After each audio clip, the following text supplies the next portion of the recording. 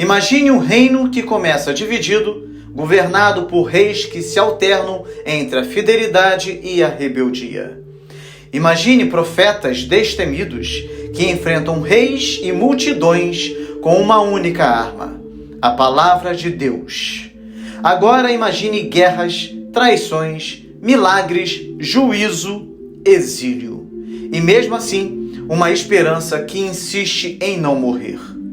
Esse é o cenário do livro de 2 Reis. Uma história real, marcada por altos e baixos, ou melhor, por muitos baixos, mas também por intervenções divinas surpreendentes, onde Deus não desiste do seu povo, mesmo quando ele insiste em se afastar.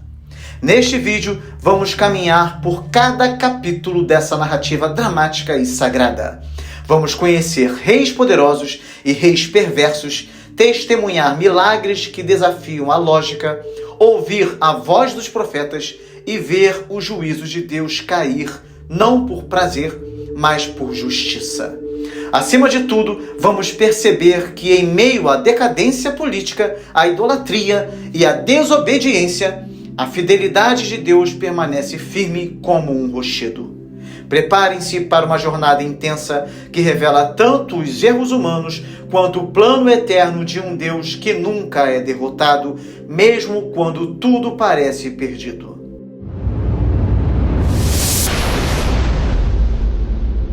O livro de 2 Reis começa com uma cena tensa. O rei Acasias sofre um acidente ao cair de um parapeito em Samaria. Desesperado e enfermo, ele não clama ao Deus de Israel. Em vez disso, envia mensageiros para consultar Baal-Zebub, o deus de Ecrom, uma divindade filisteia associada à adivinhação e cura. Essa atitude revela o declínio espiritual do Reino do Norte, uma recusa explícita em confiar no Senhor. Mas Deus não fica em silêncio. O profeta Elias é enviado para interceptar os mensageiros e pronunciar julgamento. Por acaso não há Deus em Israel para que vocês decidam consultar Baal-Zebub? Por isso o rei certamente morrerá. Acasias, furioso, envia um capitão com 50 soldados para prender Elias. A resposta é dramática. Fogo cai do céu e consome o grupo. E isso se repete com o segundo grupo. Somente quando o terceiro capitão se aproxima com humildade e temor, Elias desce e o acompanha. Uma poderosa lição sobre a soberania de Deus e a postura correta diante de sua autoridade. Elias anuncia pessoalmente ao rei a sentença. Pouco tempo depois, Acasias morre sem deixar herdeiros e seu irmão Jorão assume o trono. Deus não tolera a idolatria e ele exige exclusividade. A fé em outros deuses não é apenas inútil, é ofensiva ao Criador. O nome Baal-Zebub significa Senhor das Moscas, possivelmente um apelido pejorativo dado pelos israelitas ao ídolo pagão Baal-Zebu, Senhor exaltado. Escavações em Ecrom revelam inscrições filisteias que atestam a prática de culto a Baal e a presença de rituais de cura e adivinhação. A majestosa ascensão de Elias é um dos momentos mais impactantes das Escrituras. Sabendo que sua partida se aproxima, o profeta caminha com Eliseu de Gilgal até o Jordão, passando por Betel e Jericó. A cada parada, escolas de profetas testemunham o que está prestes a acontecer. Elias testa a lealdade de Eliseu, pedindo que ele fique para trás. Mas Eliseu se recusa, dizendo: "Vive o Senhor e vive a tua alma, que não te deixarei." Perto do Jordão, Elias divide as águas com seu manto, um eco claro de Moisés. Após atravessarem, Elias pergunta a Eliseu o que ele deseja receber. Eliseu pede uma porção dobrada do espírito de Elias, não como ambição, mas como desejo de continuidade e autoridade espiritual. Então, numa cena gloriosa, um carro de fogo e cavalos de fogo separam os dois, e Elias é levado ao céu num redemoinho.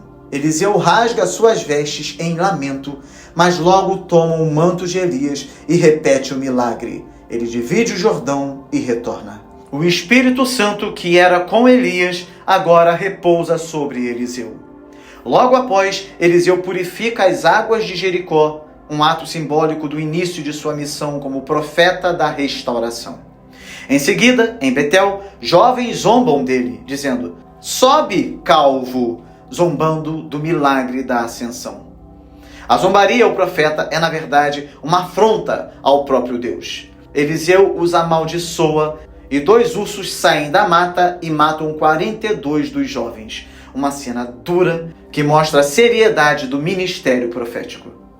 A transição entre gerações de líderes espirituais é sagrada. O mesmo Deus que usou Elias agora usará Eliseu, com poder renovado e propósito claro.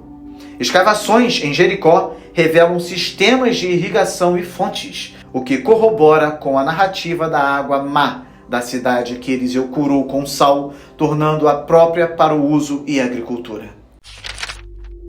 Jorão, agora rei de Israel, se une a Josafá, rei de Judá, e ao rei de Edom, para lutar contra Mesa, rei de Moabe, que havia se rebelado e parado de pagar tributos. Um tributo que incluía 100.000 cordeiros e a lã de 100.000 carneiros. Moabe era uma nação vassala e sua rebelião ameaçava a estabilidade do Reino do Norte. Mas a campanha foi mal planejada.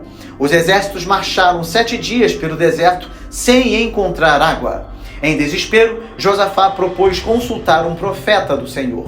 Eles chamaram Eliseu, que inicialmente repreendeu Jorão, mas decidiu interceder por respeito a Josafá. Eliseu mandou trazer um arpista, e enquanto a música tocava, a palavra do Senhor vinha.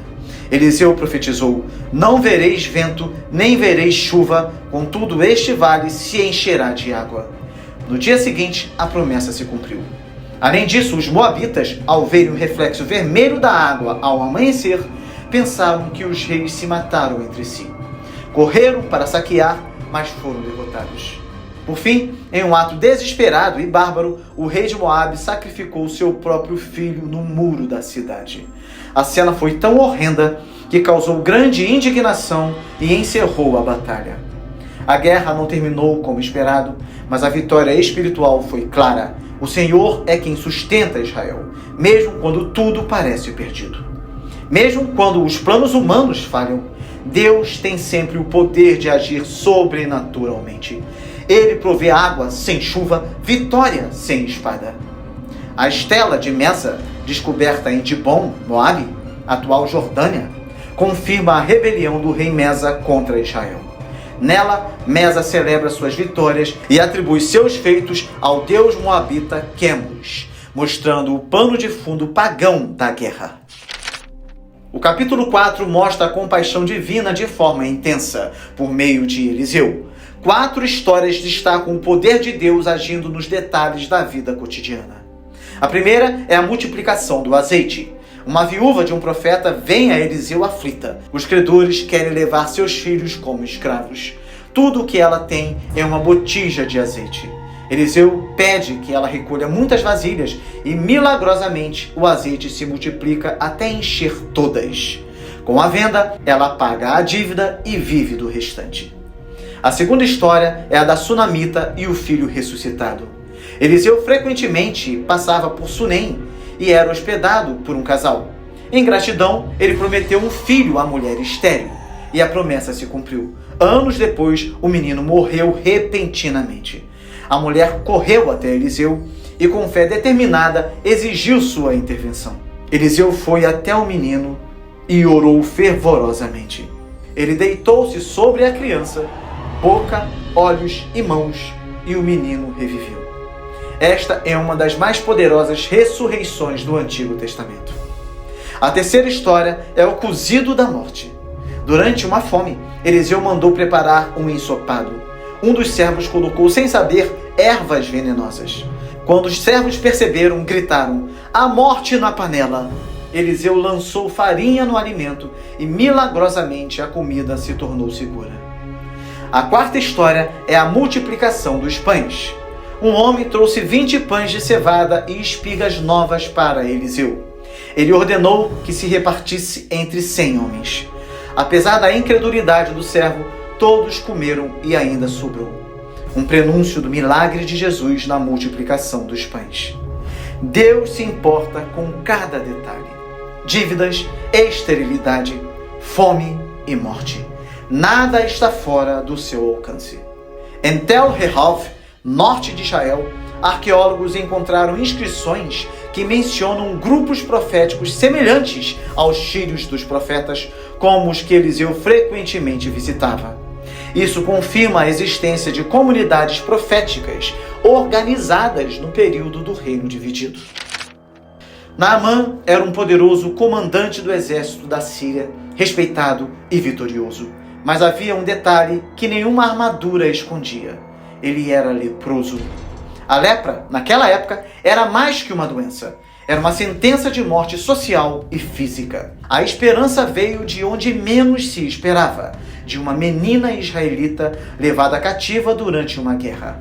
Mesmo longe de sua terra, ela não perdeu a fé no Deus de Israel.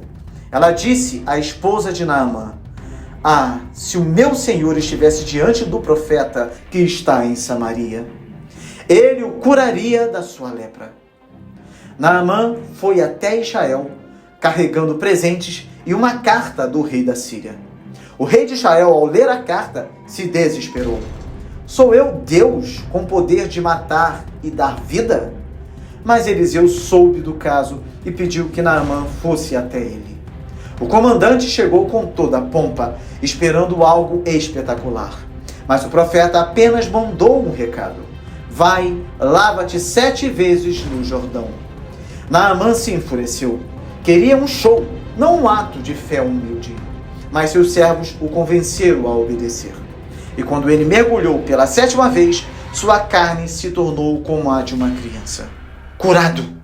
Mais que isso, convertido. Naamã reconheceu: "Agora sei que não há Deus em toda a terra, senão em Israel." Mas nem todos entenderam a lição. Geazi, servo de Eliseu, cobiçou os presentes que Eliseu recusara.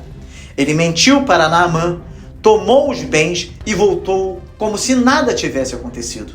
Mas Eliseu discerniu seu coração. A lepra de Naamã agora seria dele. Esta é uma lição dura. O milagre de Deus não se vende, e a ganância contamina mais do que qualquer doença. A escola de profetas crescia e os discípulos queriam construir um novo local. Ao cortarem madeira perto do Jordão, um machado caiu na água. Para nós, um acidente comum, mas para eles, uma perda séria. O machado era emprestado. Eliseu lançou um pedaço de madeira na água e o ferro flutuou. Um milagre que mostra que Deus se importa com o ordinário, com as coisas mais simples. Logo depois, a crise veio em escala nacional. O rei da Síria tentava emboscar Israel, mas cada plano era revelado por Eliseu. Desconfiado, o rei sírio achou que tinha um traidor, mas seus servos disseram: "O profeta em Israel revela até as palavras que falas no teu quarto." Então o exército sírio cercou Dotã, onde Eliseu estava. Seu servo entrou em pânico, mas Eliseu orou: "Senhor, abre os olhos dele."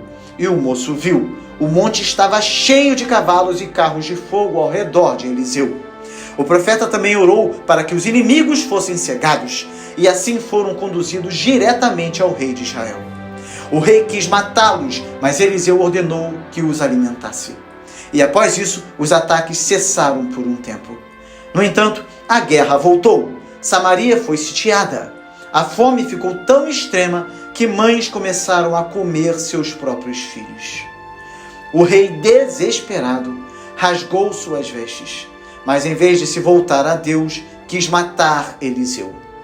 No fim do capítulo, Eliseu profetizou: "Amanhã haverá fartura." Uma declaração chocante diante da escassez total. A profecia se cumpriria de forma inusitada. 4 leprosos que estavam fora da cidade por causa da sua condição resolveram se entregar ao inimigo. "Se ficarmos aqui, morreremos. Se formos, talvez também, mas vamos tentar." Ao chegarem ao acampamento sírio, encontraram tudo vazio. Deus havia feito os sírios ouvirem um som de carros e cavalos, como de um grande exército, e eles fugiram apavorados, deixando tudo para trás. Os leprosos começaram a comer, beber e esconder os tesouros, mas então disseram: não fazemos bem. Este é dia de boas novas e nos calamos. Eles decidiram não ficar mais calados e levaram a notícia ao palácio. No início, o rei achou que era armadilha, mas enviou espiões que confirmaram o milagre. A cidade mergulhou em euforia. A fartura voltou exatamente como Eliseu dissera. Mas havia um homem que duvidara da profecia. Eliseu lhe disse que veria com os olhos, mas não comeria. E foi o que aconteceu. Ele foi pisoteado no portão da cidade na hora da distribuição do alimento. A lição é clara. Deus cumpre sua palavra, mesmo quando ela parece impossível. O capítulo 8 começa com a mulher sunamita, aquela que havia hospedado Eliseu e cujo filho fora ressuscitado. Eliseu a orienta a sair do país por 7 anos, por causa de uma fome. Ela obedece e, ao voltar, encontra suas terras ocupadas. Ela vai ao rei e, providencialmente, Geazi está contando justamente a história dela ao rei. O rei, tocado, ordena a restituição de tudo o que era dela. Em seguida, Eliseu vai a Damasco. Ben-Hadad, rei da Síria, está doente e manda Azael consultar o profeta. Eliseu diz: você vai dizer que ele vai viver, mas na verdade ele vai morrer. E então chora. Azael pergunta o motivo e Eliseu responde: porque sei o mal que farás aos filhos de Israel. Azael volta, mente ao rei e no dia seguinte o sufoca com um pano molhado. Ele assume o trono. Nos últimos versículos, temos um panorama dos reis de Judá e Israel. Jorão, filho de Josafá, assume Judá e anda nos caminhos ímpios da casa de Acabe. Casou-se com Atalia, filha de Jezabel, misturando a linhagem real com a idolatria. Depois dele, Acasias reina por pouco tempo e também segue o mesmo caminho. Israel e Judá estão numa espiral descendente. Mas o texto diz que Deus não destruiu Judá por causa da promessa a Davi. Mesmo com reis maus, Deus ainda preservou um fio de esperança. O tempo da justiça chegou. Eliseu envia um de seus discípulos para ungir Jeú, comandante do exército de Israel, como novo rei. A missão é urgente e secreta. O jovem profeta encontra Jeú em Ramote-Gileade e derrama sobre ele o óleo da unção, dizendo: assim diz o Senhor, eu te ungi rei sobre Israel, para que destruas a casa de Acabe. A ordem era clara: eliminar os descendentes de Acabe e vingar o sangue dos profetas e de Nabote. A dinastia de Acabe havia corrompido o culto, espalhado a idolatria de Baal e derramado sangue inocente. O cálice da paciência divina havia transbordado.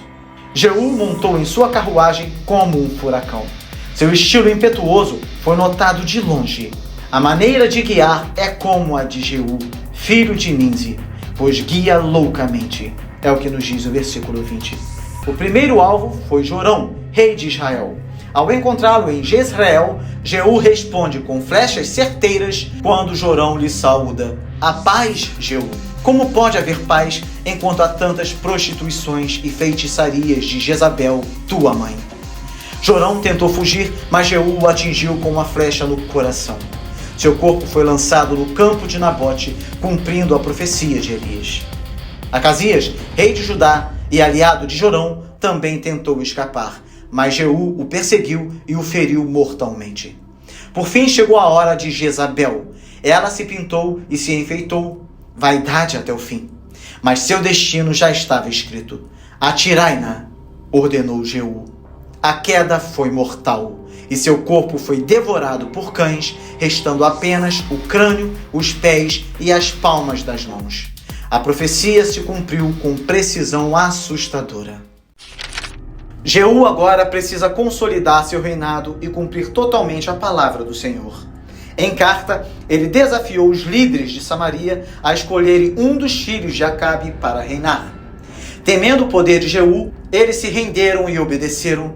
decapitaram os 70 filhos de Acabe e enviaram suas cabeças a Jeú, que as empilhou em 2 montes à entrada de Samaria. A mensagem foi clara: a casa de Acabe chegara ao fim. Mas Jeú foi além, matou todos os parentes e aliados de Acabe e depois encontrou os irmãos de Acasias, rei de Judá, e também os eliminou. Em seguida encontrou Jonadab, filho de Recabe, homem justo e zeloso, e o convidou para ver o zelo que tenho pelo Senhor, conforme ele disse no versículo 16. A mensagem ganhou um tom religioso. Jeú estava limpando Israel, mas também ganhando o apoio dos piedosos. Então ele armou uma cilada, convocou todos os profetas e adoradores de Baal para um grande sacrifício. O templo de Baal encheu-se de devotos. Jeú, com astúcia, após o culto, ordenou: entrai e feri-os, ninguém escape. O templo foi destruído e Baal foi eliminado de Israel. Contudo, Jeú não removeu os bezerros de ouro de Jeroboão em Betel e Dan. Ele fez muito, mas não fez tudo. Deus reconheceu seu zelo e prometeu a seus descendentes o trono por 4 gerações. Mas por não seguir plenamente a lei, Israel permaneceu ferido. Historicamente, registros assírios mencionam Jeú como filho de Onri, título usado genericamente para reis de Israel. A famosa Estela Negra de Salmanasar III mostra Jeú prostrando-se diante do rei assírio, talvez tentando garantir a paz com o poderoso império do norte. Após a morte de Acasias, Atalia, filha de Jezabel, toma o poder em Judá. Ela era uma mulher cruel e ambiciosa que exterminou toda a descendência real para reinar sozinha. Quase toda, pois Jeozeba, irmã de Acasias, salvou o pequeno Joás, escondendo-o no templo por 6 anos. Enquanto Atalia reina com idolatria e tirania, a promessa feita a Davi parece prestes a se apagar. Mas Deus vela pela sua aliança. No 7º ano, Joiada, o sacerdote, organiza uma revolução. Com coragem e sabedoria, arma os guardas do templo e apresenta o menino rei ao povo. Viva o rei! Atalia ouve os gritos, corre ao templo e grita: traição! Traição! Mas seu tempo terminou. Ela é levada para fora e executada. Joiada então faz uma aliança entre o rei, o povo e o Senhor. Os ídolos são destruídos, o templo de Baal derrubado e Matã, o sacerdote de Baal, morto. O povo se alegra, a paz volta a reinar. E Joás, com apenas 7 anos, começa a reinar, guardado por Deus, preparado para restaurar Judá. Joás reinou por 40 anos em Jerusalém. Foi um rei justo enquanto Joiada, o sacerdote, o guiou. Ele iniciou um projeto grandioso, a reforma do templo do Senhor, que havia sido negligenciado e saqueado por Atalia e os reis anteriores. Mas os sacerdotes estavam lentos na obra. Joás então criou um sistema honesto de coleta. Um baú com um buraco na tampa foi colocado no templo para as ofertas. O dinheiro foi usado diretamente na reforma, supervisionado por homens fiéis. Ferramentas, pedras e madeira foram compradas. O templo foi restaurado com zelo e ordem. Contudo, o fim de Joás não foi tão glorioso quanto o começo. Quando Azael, rei da Síria, ameaçou Jerusalém, Joás, em vez de confiar no Senhor, pegou os tesouros da casa de Deus e os enviou como tributo para comprar paz. Isso revelou uma fé que enfraqueceu. Pior ainda, após a morte de Joiada, Joás se desviou. E quando Zacarias, filho de Joiada, o confrontou, Joás o mandou apedrejar no pátio do templo. Um trágico fim para quem começou tão bem.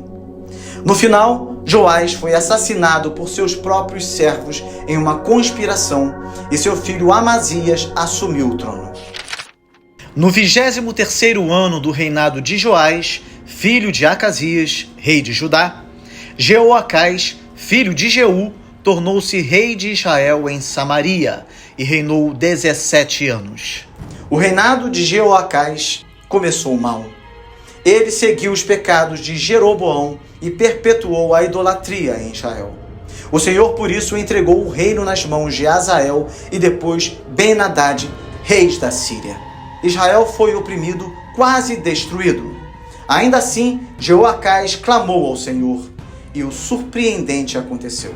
O Senhor ouviu. Apesar do juízo, Deus enviou um libertador. Talvez uma alusão a Joás, filho de Jeoacás, ou ao próprio poder divino que limita os ataques sírios. Isso mostra que mesmo quando o povo se afasta, a misericórdia de Deus permanece ao alcance dos arrependidos. A idolatria continuou e o exército de Israel foi reduzido a 50 cavaleiros, 10 carros e 10.000 homens. Um exército humilhado, mas ainda guardado pela promessa divina. Após a morte de Jeoacás, seu filho Joás assumiu o trono. E algo extraordinário aconteceu. Eliseu, o profeta poderoso, adoeceu e estava prestes a morrer. Joás o visitou e chorou. Meu pai, carros de Israel e seus cavaleiros. Ele reconheceu em Eliseu a verdadeira força espiritual da nação. Eliseu, mesmo em sua enfermidade, profetizou uma última vitória. Ordenou que Joás atirasse uma flecha pela janela, e esta seria a flecha da vitória do Senhor. Depois, mandou que Joás golpeasse o chão com flechas. O rei golpeou apenas 3 vezes e parou. Eliseu se irou. Devias tê-las ferido 5 ou 6 vezes. A fé limitada do rei limitaria suas vitórias. Após a morte de Eliseu, Deus deu ainda mais um sinal de sua presença. Um homem morto foi lançado na cova do profeta e, ao tocar os ossos dele, voltou à vida. A unção não havia morrido com Eliseu. Amazias, filho de Joás, começou bem em Judá. Ele fez o que era reto, mas não com o coração perfeito. A idolatria nos altares de culto popular ainda permanecia. Ele vingou a morte do pai e respeitou a lei, matando apenas os culpados e não os filhos deles, obedecendo a Deuteronômio 24, versículo 16. Amazias conquistou uma grande vitória sobre Edom, matando 10.000 homens e lançando outros de um precipício. Mas então, tomado pelo orgulho, desafiou o rei de Israel, Jeoás. O rei do norte respondeu com uma parábola. O cardo do Líbano mandou dizer ao cedro. Conforme versículo 9. Isso era uma advertência contra o orgulho. Amazias ignorou o aviso e perdeu feio. Jerusalém foi saqueada, parte do muro foi derrubada e os tesouros do templo foram levados. Isto era um alerta. Deus estava resistindo aos soberbos. Enquanto isso, em Israel, Jeroboão II, filho de Jeoás, reinou e trouxe um período de prosperidade militar. Ele recuperou territórios perdidos até o Mar Morto, conforme a profecia de Jonas, filho de Amitai, o mesmo do livro de Jonas. Israel cresceu, apesar da idolatria, apenas porque o Senhor viu a aflição de Israel, que era muito amarga. Novamente, vemos a misericórdia triunfar sobre o merecido juízo. O capítulo 15 é como uma tempestade de reis. Em Judá, Uzias, ou Azarias, reinou por 52 anos. Fez o que era reto, mas não removeu os altares pagãos. Por causa de sua arrogância, foi ferido com lepra, e seu filho Jotão governou como corregente. Uzias foi um rei forte, mas terminou isolado. Em Israel, o caos se instaurou. Zacarias reinou apenas 6 meses e foi assassinado por Salum, encerrando a dinastia de Jeú. Exatamente como Deus havia prometido, 4 gerações. Salum reinou por 1 mês. Menahem o matou, assumiu o trono e reinou por 10 anos, mas com crueldade. Ele matou homens inocentes e obrigou Israel a pagar tributo a Pul, Tiglat-Pileser III, rei da Assíria, para que pudesse manter o trono. Assim começou a submissão a uma potência estrangeira, um prenúncio do exílio. Seu filho Pecaías reinou 2 anos e também foi assassinado por Peca, que tomou o trono. Em meio a essa sucessão sangrenta, Israel foi se afundando cada vez mais na idolatria. Enquanto isso, Judá viveu mais instabilidade com Jotão, filho de Uzias. Ele fez o que era reto, mas novamente os altares idólatras permaneceram. No final do capítulo, uma sombra apareceu no horizonte. O Senhor começou a enviar Rezim, rei da Síria, e Peca, rei de Israel, contra Judá. As nações irmãs começaram a se ferir e o juízo se aproximava. Acais, rei de Judá, é um marco negativo. Ao contrário de seus pais, ele andou nos caminhos dos reis de Israel e, pior, até queimou seu filho como sacrifício. Ele abraçou o paganismo com profundidade assustadora. Quando Rezim e Peca se uniram contra ele, Acais se desesperou. Em vez de buscar o Senhor, ele buscou Tiglat-Pileser, rei da Assíria, como aliado. Mandou-lhe presentes dos tesouros do templo, subornando um pagão com o que era santo. Acais foi até Damasco para se encontrar com o rei assírio e viu ali um altar pagão. Encantado, mandou fazer uma cópia exata em Jerusalém. O sacerdote Urias obedeceu. O altar do Senhor foi removido e o altar pagão assumiu o centro do culto. Acais profanou o templo e adaptou o culto a um padrão estrangeiro, invertendo tudo o que Deus havia ordenado. Foi uma triste ironia. Para salvar Judá, Acais entregou sua fé e sua dignidade. Ele morreu sem honra e seu filho Ezequias herdou um reino corrompido, mas com uma semente de esperança. O capítulo 17 é o capítulo que marca o fim do reino do norte, Israel. O rei Oséias reinou por 9 anos e foi descrito como alguém que fez o que era mal, mas não como os reis de Israel que foram antes dele. Ou seja, era ímpio, mas menos agressivo. Mesmo assim, foi preso pelo rei da Síria por conspirar com o Egito e parar de pagar tributo. Então veio o juízo. O cerco à capital Samaria durou 3 anos, até que Israel caiu e foi levado cativo para a Assíria. Isso aconteceu no ano 722 a.C. A Assíria realocou o povo em cidades como Ala, Abor e Gozã, prática comum para quebrar resistências culturais e étnicas. Mas o texto faz questão de explicar a razão teológica dessa queda. O povo de Israel havia pecado contra o Senhor, seu Deus. Eles temeram outros deuses, construíram altares idólatras em todas as cidades, serviram postes ídolos e se voltaram à feitiçaria. Mesmo depois de inúmeros profetas advertirem, Israel não deu ouvidos. Endureceram a cerviz, imitaram as nações vizinhas e abandonaram a aliança. O juízo era inevitável. O Senhor os rejeitou e os expulsou de diante da sua face. Então o rei da Assíria povoou Samaria com estrangeiros que não conheciam o Deus da terra. Leões começaram a atacá-los e isso foi visto como julgamento divino. Um sacerdote israelita foi enviado para ensiná-los o caminho do Deus da terra, mas eles apenas misturaram o culto ao Senhor com os deuses locais. Surgiu assim um povo híbrido, teologicamente confuso, os samaritanos. Ezequias, rei de Judá, assumiu o trono aos 25 anos e reinou por 29 anos em Jerusalém. Ele se destacou como um dos maiores reis de Judá. Fez o que era reto aos olhos do Senhor, confiou no Senhor e nunca se apartou dele. Ezequias iniciou uma grande reforma religiosa. Ele removeu os altos, quebrou os pilares idólatras, destruiu o poste ídolo e até despedaçou a serpente de bronze que Moisés havia feito, pois o povo havia começado a adorá-la. Uma lição poderosa para nós, meus irmãos. Até símbolos sagrados podem se tornar ídolos. Ele recusou o domínio assírio e teve sucesso militar.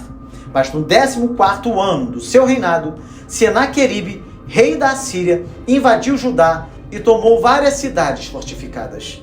Ezequias tentou apaziguá-lo com tributo. Prata e até ouro do templo foram entregues. Mas não adiantou. O comandante assírio, Rabsaqué, chegou a Jerusalém e tentou semear o medo. Falou em hebraico para que o povo escutasse e o ameaçou. Em que confiais? Ele ridicularizou a fé no Senhor, dizendo: acaso algum Deus das nações livrou sua terra do rei da Assíria? O povo, obedecendo à ordem do rei, permaneceu em silêncio. Um gesto de falta de fé e de disciplina ao verdadeiro Deus. Ezequias, diante da crise, preparou-se para buscar o Senhor com humildade. A invasão de Senaqueribe a Judá foi confirmada pelo chamado Prisma de Senaqueribe, onde ele se gaba de ter cercado Ezequias como um pássaro em uma gaiola. Mas, curiosamente, não diz que conquistou Jerusalém, exatamente como a Bíblia narra. Ezequias se humilhou, rasgou suas vestes e vestiu-se de pano de saco e foi ao templo. Ele enviou mensageiros a Isaías, pedindo oração. Isaías respondeu: assim diz o Senhor, não temas. Deus mesmo lutará por Jerusalém. Rabsaque voltou e Senaqueribe enviou outra carta insultando o Senhor. Ezequias então fez algo belíssimo. Levou a carta ao templo, a estendeu diante de Deus e orou. Ele não pediu apenas livramento. Ele pediu para que todos os reinos da terra saibam que só tu, Senhor, és Deus, conforme registrado no versículo 19. Deus respondeu por meio de Isaías com uma das mais poderosas profecias da Bíblia. Ele zombou da arrogância de Senaqueribe e prometeu: porei o meu anzol no teu nariz e te farei voltar pelo caminho por onde vieste. Jerusalém não seria conquistada. Naquela noite, o anjo do Senhor matou 185.000 soldados assírios. Senaqueribe fugiu e foi morto por seus próprios filhos. A glória do mundo é abatida diante do poder do Deus de Israel. Ezequias adoeceu gravemente. Isaías anunciou: põe em ordem tua casa, porque morrerás. O rei virou o rosto para a parede e orou com lágrimas. E Deus, comovido, mudou o decreto. Ele viverá mais 15 anos. Um dos maiores exemplos de que a oração muda a história. Como sinal, o Senhor fez a sombra retroceder 10 graus no relógio de sol de Acais. Um milagre que desafia o tempo. Mas, infelizmente, o coração de Ezequias se envaideceu. Quando emissários da Babilônia vieram visitá-lo, ele mostrou todos os tesouros de sua casa, como se quisesse impressionar com suas riquezas. Isaías repreendeu: tudo quanto há em tua casa será levado para a Babilônia, e até teus filhos serão eunucos no palácio do rei da Babilônia. Ezequias aceitou a profecia com resignação, mas seu erro semeou as dores do exílio que viria. Logo após a impressionante fé de Ezequias, o povo de Judá mergulhou nas trevas com seu sucessor. Manassés, filho de Ezequias, reinou 55 anos, o reinado mais longo de Judá, mas também o mais perverso. Ele reconstruiu os altares idólatras que Ezequias havia destruído. Ele adorou o exército dos céus, os astros, que era uma prática de feitiçaria. Ele colocou imagens dentro do templo e até sacrificou seu próprio filho, algo abominável aos olhos do Senhor. Deus então declarou, por meio dos profetas, uma sentença terrível. Jerusalém seria lavada como se lava um prato e se vira de cabeça para baixo. A comparação era forte. Nada sobraria. Manassés derramou muito sangue inocente. E embora viesse a se arrepender mais tarde, conforme 2 Crônicas 33, aqui o foco está na extensão de sua maldade, que enraizou Judá no pecado. Seu filho Amon seguiu o mesmo caminho e foi assassinado após 2 anos de reinado, preparando o caminho para um novo começo. Do meio das trevas surgiu uma luz. Josias começou a reinar com apenas 8 anos. E apesar da herança espiritual ruim, fez o que era reto aos olhos do Senhor. Aos 26 anos, ele ordenou a restauração do templo. Durante as obras, o sumo sacerdote Ilquias encontrou o livro da lei, possivelmente Deuteronômio ou o Pentateuco inteiro, e o entregou ao escrivão Safã, que o leu ao rei. Quando Josias ouviu as palavras do livro, rasgou suas vestes, sinal de profundo arrependimento. Ele entendeu que Judá estava sob julgamento, pois seus antepassados ignoraram a aliança. Deus respondeu por meio da profetisa Hulda. O juízo viria mesmo assim, mas não nos dias de Josias, pois seu coração foi quebrantado. A lição para nós é clara. Mesmo quando o juízo é inevitável, o arrependimento ainda traz misericórdia para uma geração. Josias convocou o povo e leu publicamente o livro da lei. Todos renovaram a aliança com o Senhor. Em seguida, Josias realizou a mais profunda reforma religiosa de Judá. Ele removeu os utensílios idólatras do templo, ele derrubou os altares e postes ídolos, ele profanou os lugares de culto pagão, ele quebrou os altares de Jeroboão em Betel, cumprindo a profecia de 1 Reis 13, E Josias também celebrou a Páscoa como nunca se fizera desde os tempos dos juízes, mostrando a centralidade da aliança e da memória da redenção.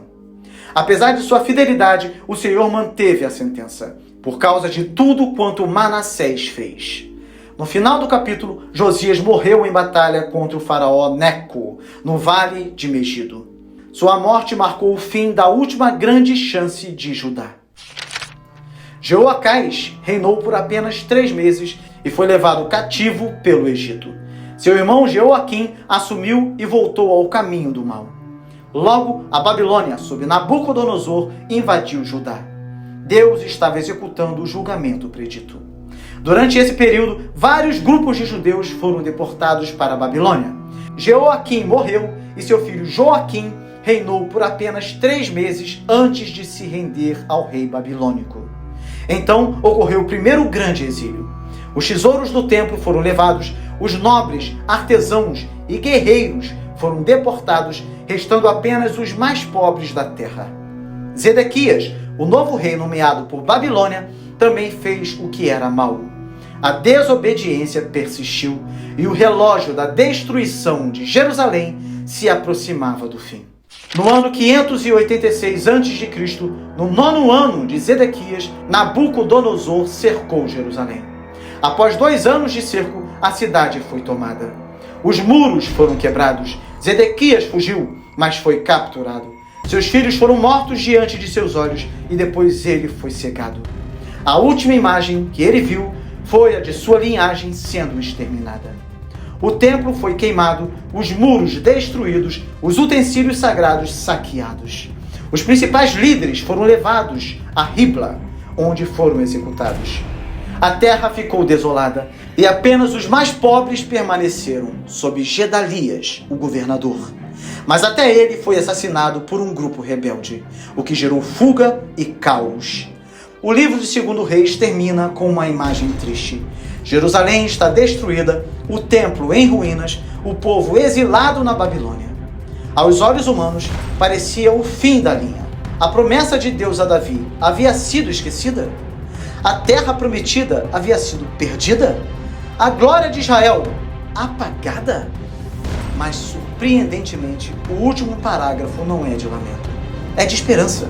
Joaquim, um rei da linhagem de Davi, foi libertado da prisão e tratado com honra pelo rei da Babilônia. É como se Deus sussurrasse ao leitor: ainda não terminei. Ainda há promessa. Ainda há futuro. Esse é o coração de 2 Reis. Ele nos mostra que a fidelidade de Deus não depende da fidelidade dos homens. Mesmo quando os reinos caem, quando os profetas são perseguidos, quando os templos são queimados, o reino de Deus continua avançando. Porque a história não termina com a queda de Jerusalém. Ela continua com o retorno do povo, com a vinda do Messias e com a construção de um reino que jamais será abalado. Então, ao olhar para a decadência de Israel em 2 Reis, lembrem-se, o verdadeiro rei ainda viria. E ele não reinaria apenas sobre Israel, mas sobre toda a terra, com justiça, verdade e graça. Se você gostou do vídeo e deseja aprender a Bíblia e a história do cristianismo com profundidade, essa é a sua oportunidade. Através de nossos cursos, você vai caminhar pelas 4 principais áreas do conhecimento: a teologia, a história, a filosofia e a política, tendo acesso a tudo o que você precisa para desenvolver uma vida intelectual sólida, pagando muito pouco por isso. Não perca essa oportunidade de adquirir os nossos cursos com 70% de desconto. São 7 cursos com quase 500 aulas e com 16 e-books interativos já disponíveis. Ao adquirir qualquer um de nossos cursos, você garante acesso vitalício, podendo estudar no seu ritmo e revisitar o conteúdo sempre que precisar.